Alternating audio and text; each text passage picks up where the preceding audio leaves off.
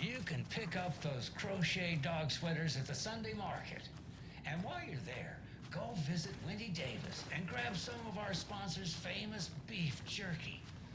Up next, Festa. Oh,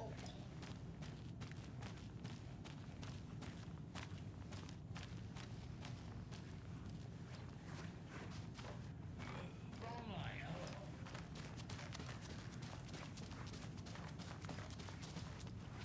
It's not opening.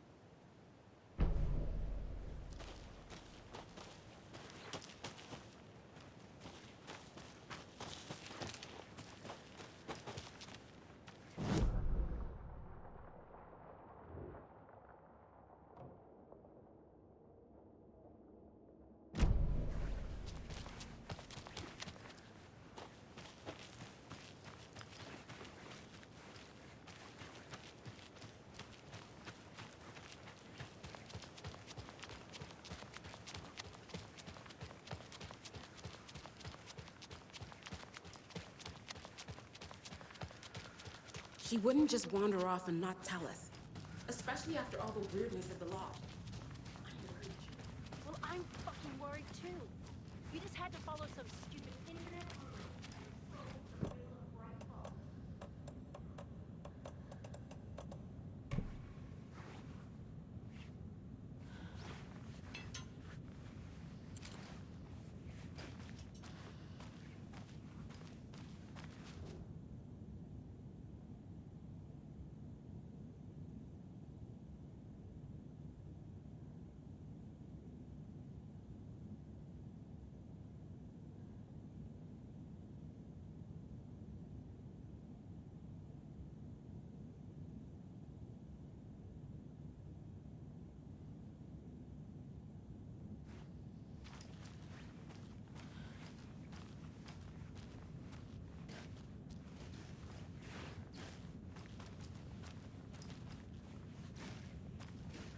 It doesn't budge.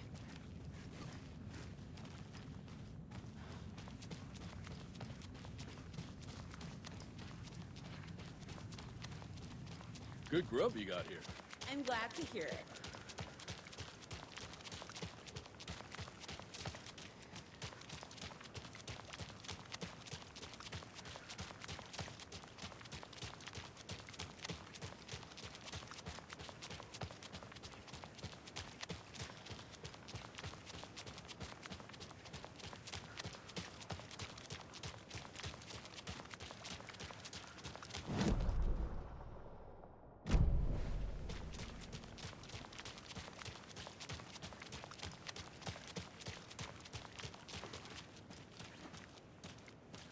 I'm pressing Another this locked button, but box. it's not broadcasting. That green light is supposed to be red. Yeah, which light? Look, this one here. Donna's grandson wrote down instructions for me, but I can't for the life of me remember where I put them. You sure you're not on the air? Yeah, green means off, red means on. Or was it? No, that's right. I need a red light here. Have you tried just mashing all these buttons? Oh, raspberries. That's... Which button did you press? This one right here. Nope, that wasn't it. I'm gonna call Donna's grandson. Hello? Tapio? Sorry, I misdialed. No, you've been... I was still...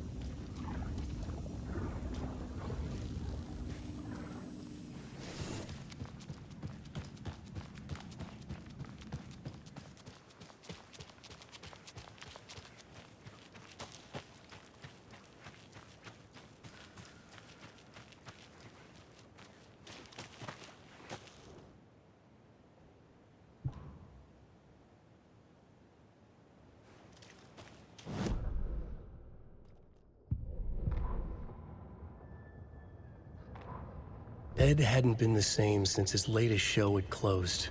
This wasn't the first time one of his productions had shuttered early. Scathing social commentary in a one-act play wasn't exactly filling seats. When Tammy told him she was taking a research trip to Bright Falls, he decided to tag along.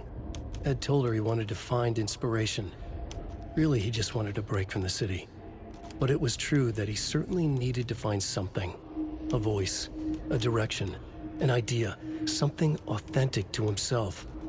Ed knew he couldn't keep using Tammy's money to fund his playwriting. After the argument with Tammy, Ed stormed out of the diner and drove their rental car back to Cauldron Lake to prove a point.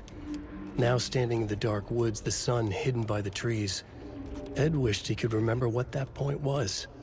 Something about masculinity. He cursed at himself and turned to go. Suddenly, he was blinded by a light in his face. Voices shouted and hands pushed him to the ground. Ed struggled, in vain.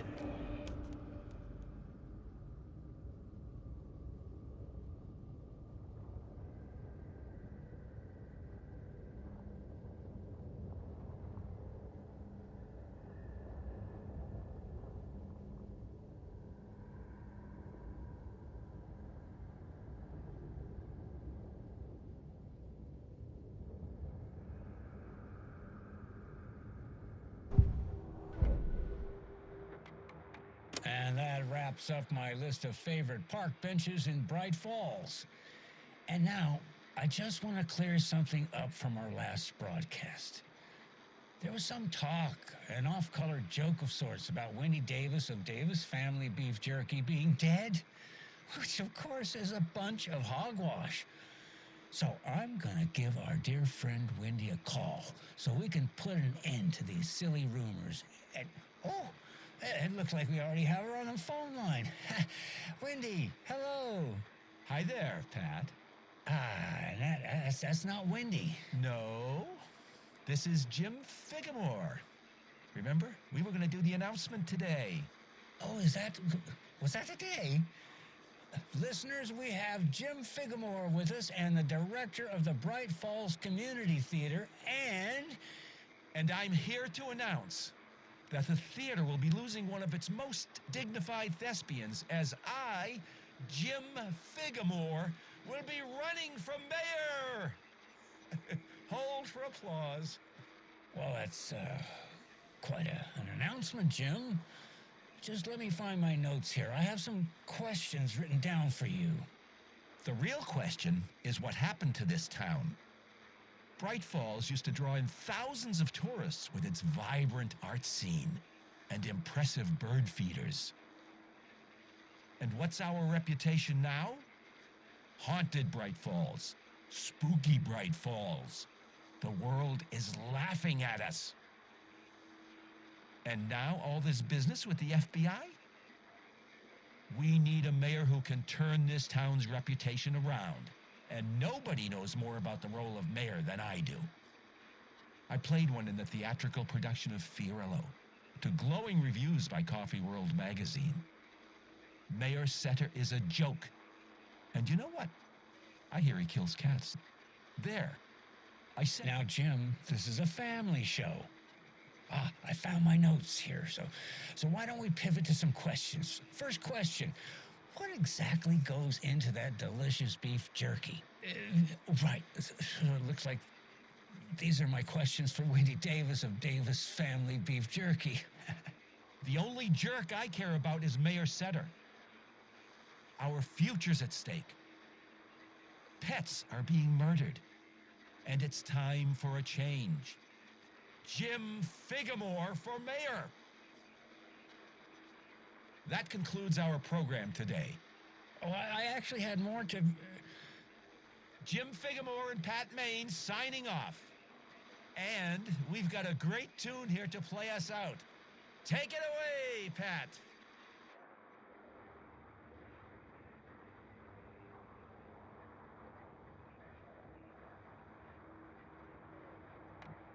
You can pick up those crochet dog sweaters at the Sunday market. And while you're there, go visit Wendy Davis and grab some of our sponsors' famous beef jerky. Up next, we've got Deerfest. Oh, hold on now. We have a call coming in. Which button is that? Hello? Hello. Still here.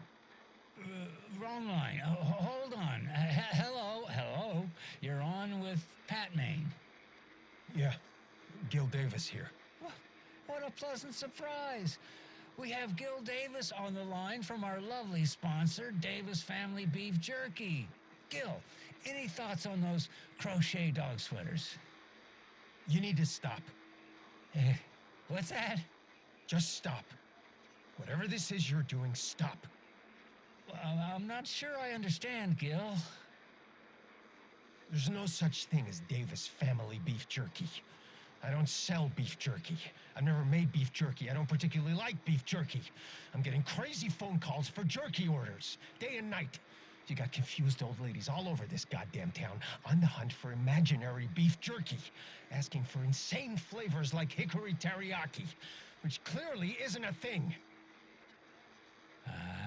If you don't sell beef jerky, then somebody needs to tell your lovely wife, Wendy, because she's out there at the market every Sunday selling it.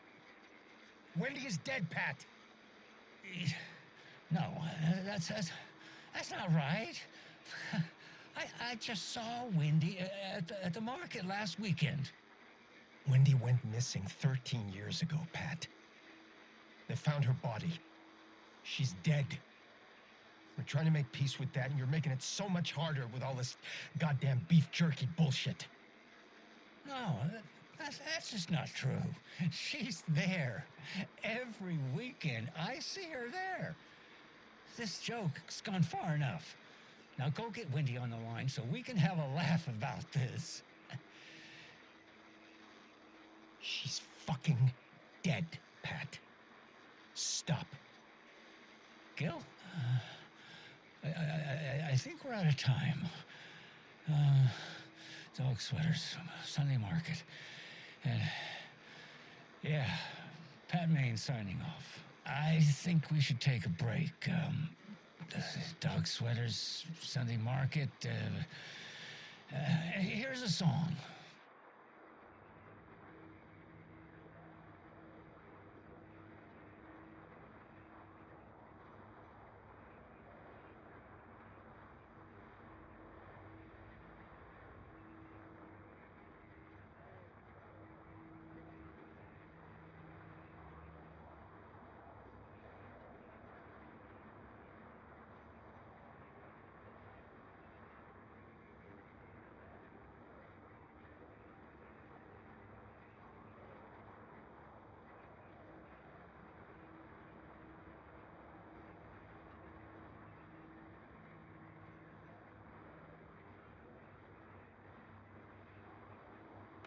Yes, I'm pressing the button, but it's not broadcasting.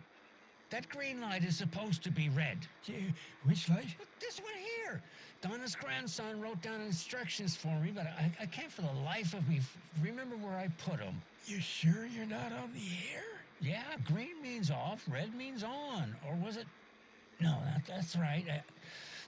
I need a red light here. Oh, have you tried just mashing all these buttons? Oh, raspberries.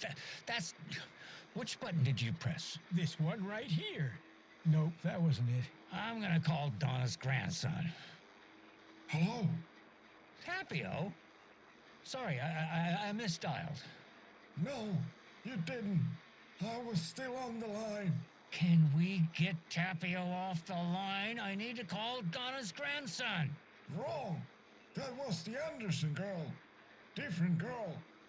No, that girl drowned in Cauldron Lake. Must be all this rain botching up your connection. If it keeps up, that bunker out back could flood again. A girl drowned in that bunker last time it flooded. Can we please focus on making the green light red? What about this button here with the sticky note that says on off? Yes, that's the one. Okay, let's press that and see if it...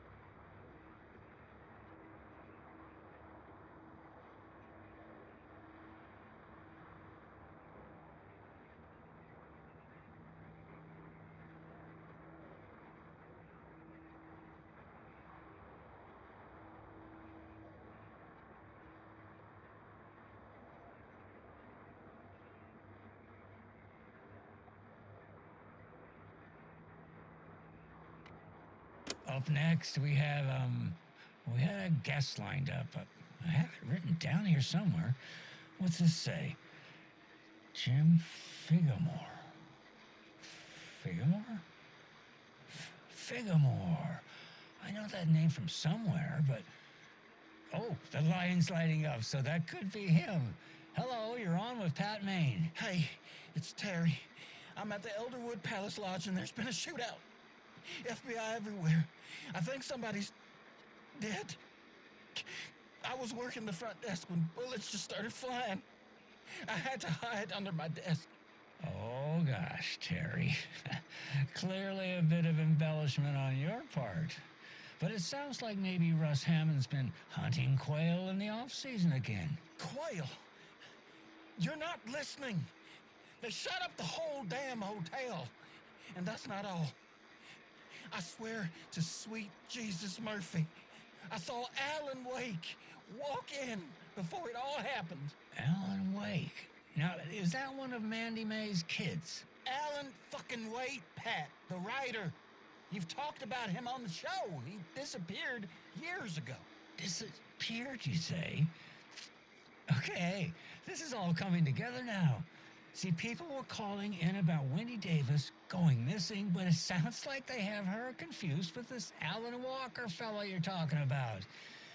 Terry, you were there last Sunday at the market selling those cuckoo clocks when I came to visit, remember?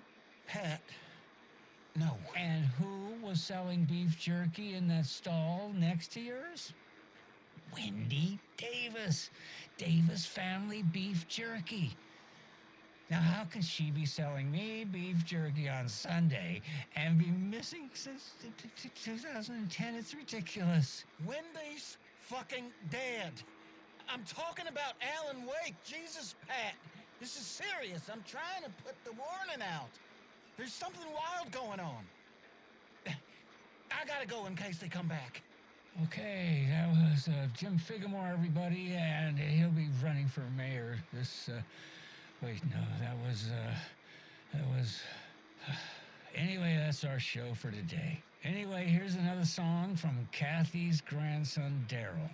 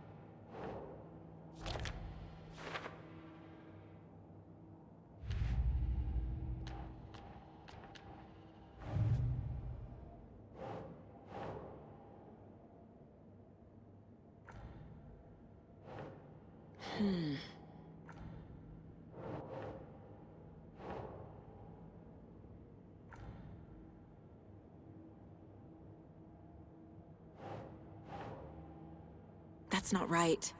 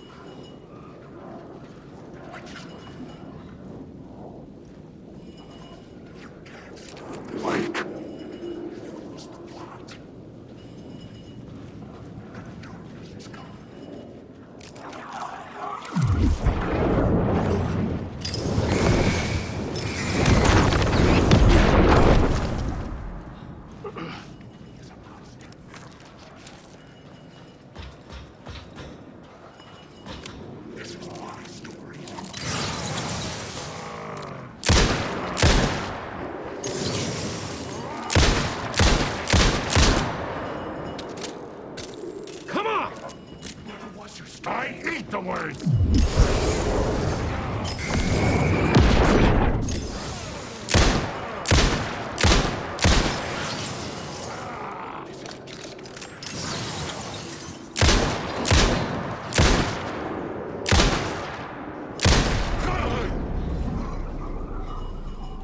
The shadows were gone. Or just out of sight.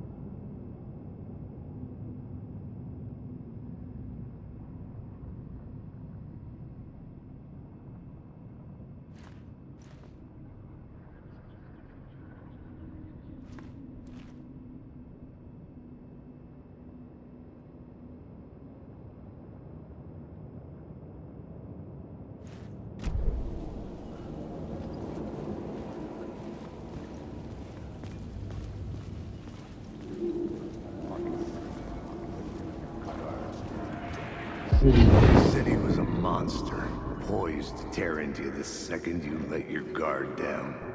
You thought you had it tamed, that you knew what the hell you were doing. Your last mistake, unless you got lucky. And you didn't deserve to get lucky.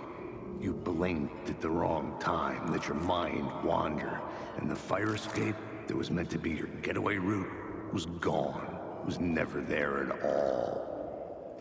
You'd gotten turned around somewhere along the way. The city was coming to finish you off, and there was nowhere left to run.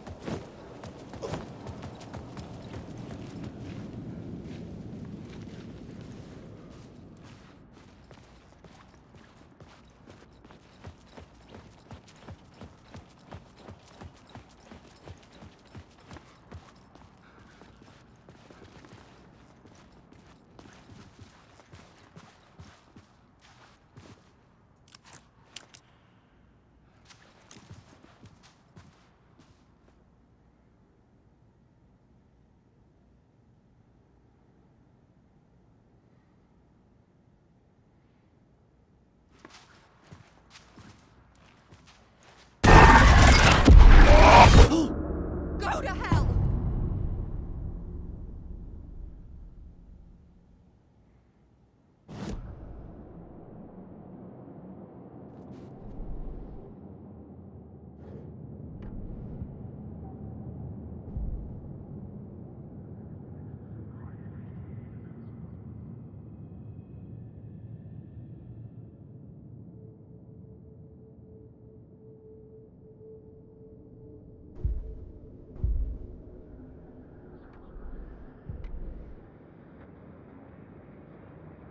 Rumor had it the manuscript contained the details of the murders. A murder cult was following the story to commit their gruesome acts.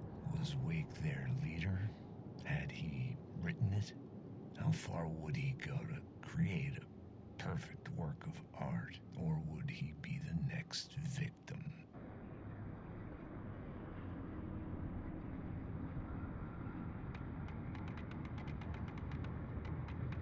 The city was a monster, poised to tear into you the second you let your guard down. You thought you had it tamed, that you knew what the hell you were doing. Your last mistake, unless you got lucky. And you didn't deserve to get lucky. You blinked at the wrong time, let your mind wander, and the fire escape that was meant to be your getaway route was gone, was never there at all.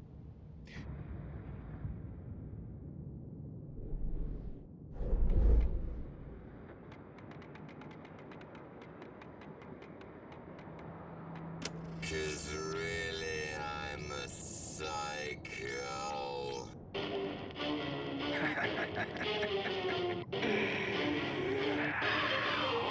You knew I am a psycho. I told you I'm a psycho. You knew I'm a psycho. I told you I'm a psycho. Really, I'm a psycho. Told you.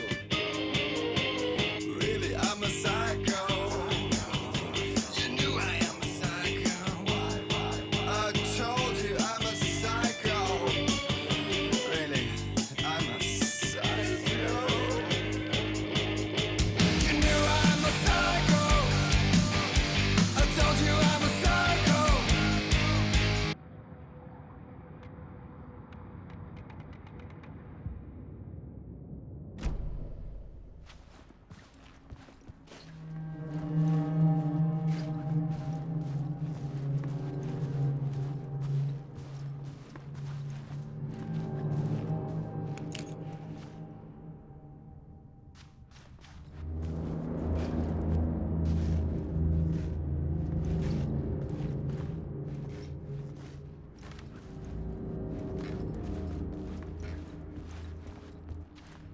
I needed to get inside the manuscript.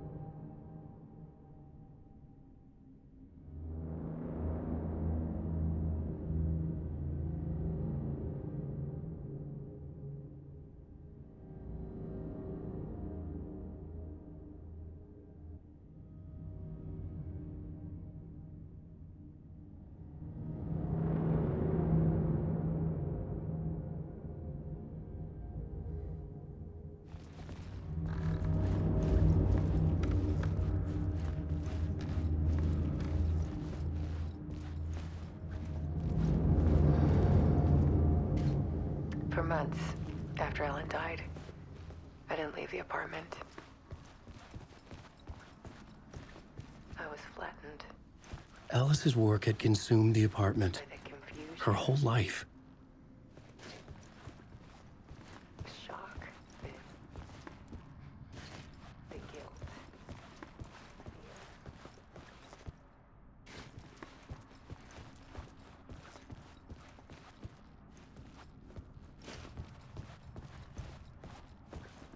Barry Wheeler started visiting. He even cooked me meals.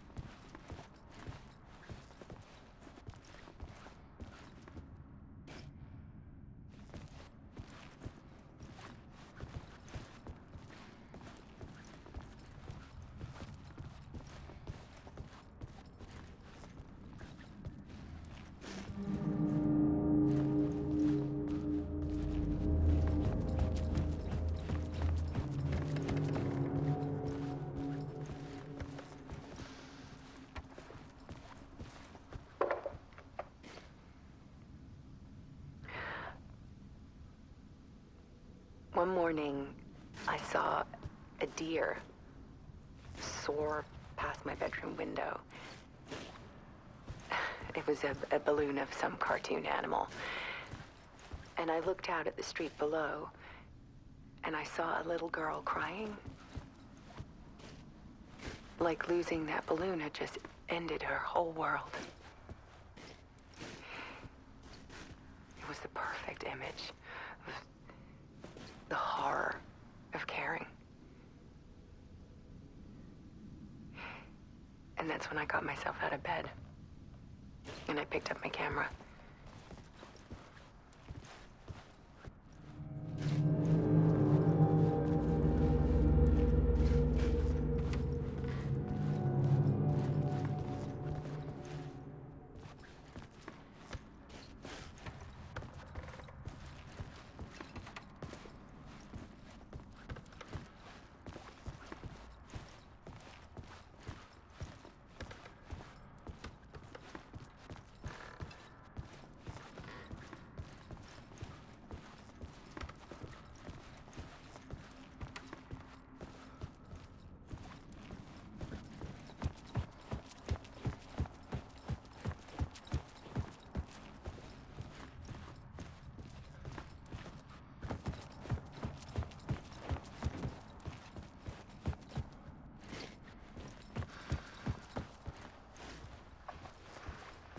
There was something in the dark. Something I needed to see, to show. The more shadows I photographed and filmed, the more I felt like I was on the verge of a breakthrough. I submerged myself in it. I only went out at night. My search became obsessive, but I still had no idea what I was looking for.